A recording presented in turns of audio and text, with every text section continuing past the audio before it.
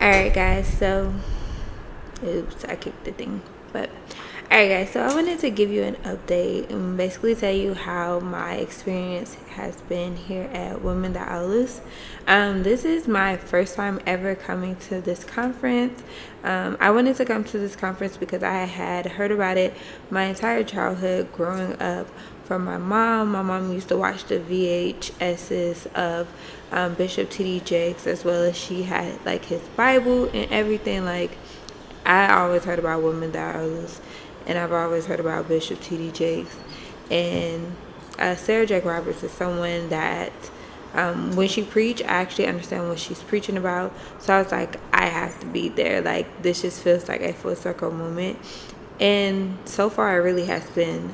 Before I got here, I prayed, and I was like, God, I pray that on this trip, that I figure out what I need to do or release in order to become whole, because I'm not a whole person, and I don't want to keep crashing my broken ship into other people's broken ships, or whole ships, and then damaging them.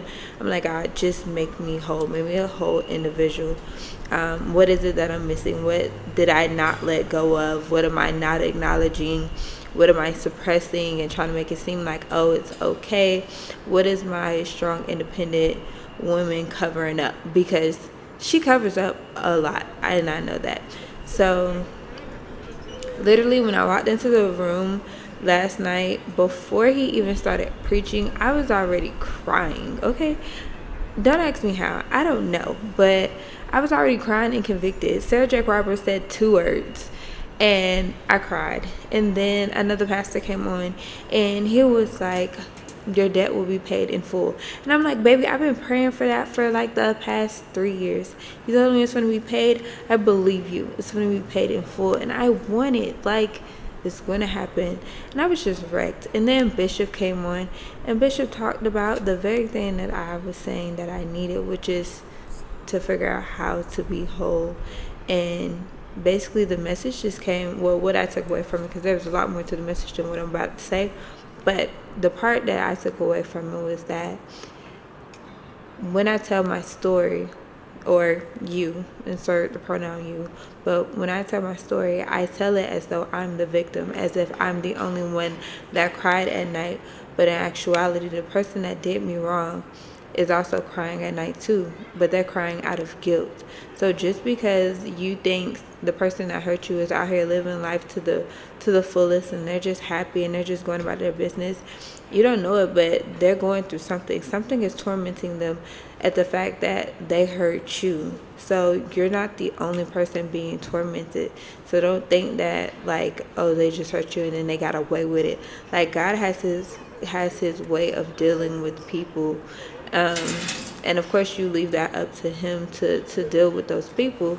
But just know that they basically got what they deserve. So don't sit here and keep trying to play it like, oh, you the victim. Tell that story differently.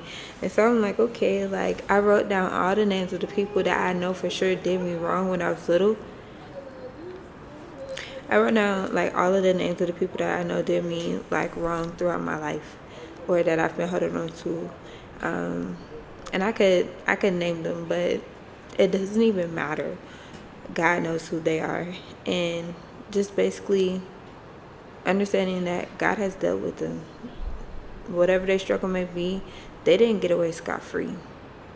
And from that, I should be able to heal. I should be able to let it go.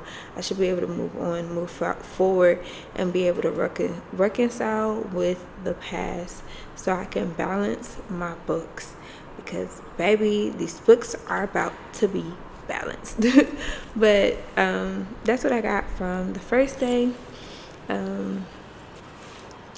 Today is day 2, and I listened to Pastor Priscilla, and then now there's another pastor going on right now, but it was very cold inside of there, so I stepped out for a second, but I'm probably going to go back in. But tonight is the big one, and I met Sarah, and when I told her, I was like, it's gonna be big. And she was like, you making me nervous. And I was like, you making me nervous. But I really do believe that, like, tonight is gonna be big. It's gonna be like the biggest thing ever. So I'm really waiting on tonight. I'm gonna be here all day, but I'm waiting on Sarah. I'm waiting on Sarah. And Sarah, I'm waiting on you at the door, baby. At the door. You better show up and show out, okay? Okay.